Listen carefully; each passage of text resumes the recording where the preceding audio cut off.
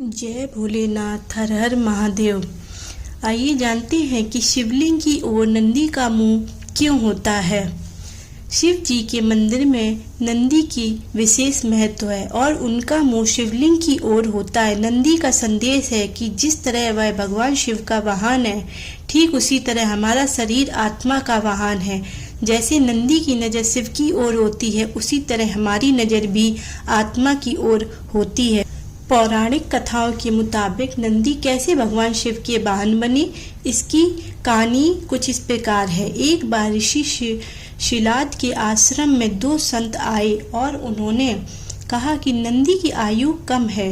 ऋषि शिलाद चिंतित हो गए और नंदी से इसका कारण पूछा। नंदी ने कहा कि भगवान शिव ने मुझे दिया है तो वे ही मेरी रक्षा करेंगे। इसके बाद नंदी ने भगवान शिव की कठोर तपस्या की। भगवान शिव प्रसन्न हुए और नंदी को अपना वाहन बना लिया। नंदी को भक्ति और शक्ति का प्रतीक माना जाता है। नंदी को लेकर कुछ खास बातें। नंदी को भगवान शिव का सबसे बड़ा भक्त माना जाता है। नंदी को बैल का चेहरा दिया गया है।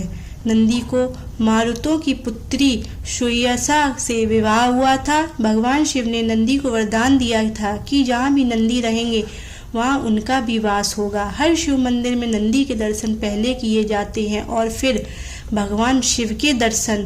भगवान शिव के दर्शन से पहले नंदी के कान में मनोकामना कहने की परंपरा है, जिससे कि नंदी के कान में अपनी मनोकामना बोलने से आपकी मनोकामना पूर्ण होती है।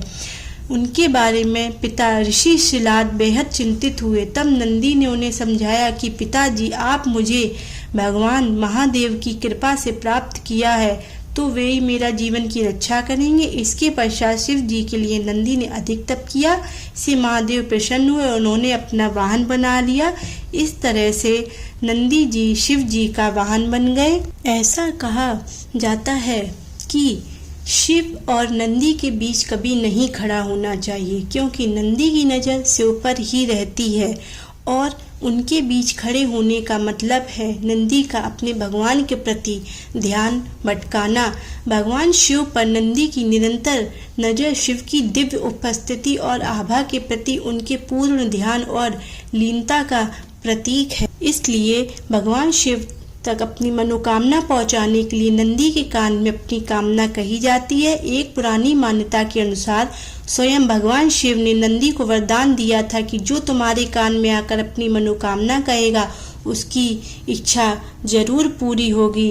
इसी तरह से नंदी के कान में मनोकामना बोलने से पहले कहें। ये शास्त्रों में ओम शब्द को पूरे ब्रह्मांड का प्रतीक माना गया है, इसलिए नंदी के कान में अपनी कामना बोलने से पहले ओम शब्द का उच्चारण करना चाहिए। इससे आपकी मनोकामना भगवान शिव तक जल्दी पहुंचती है। कहा जाता है कि व्यक्ति को अपनी मनोकामना नंदी के बाएं कान में बोलनी चाहिए। इस काल में मनोकामना बोलने से अधिक महत्व है। हालांकि आप दूसरे कान में भी अपनी मनोकामना बोल सकते हैं।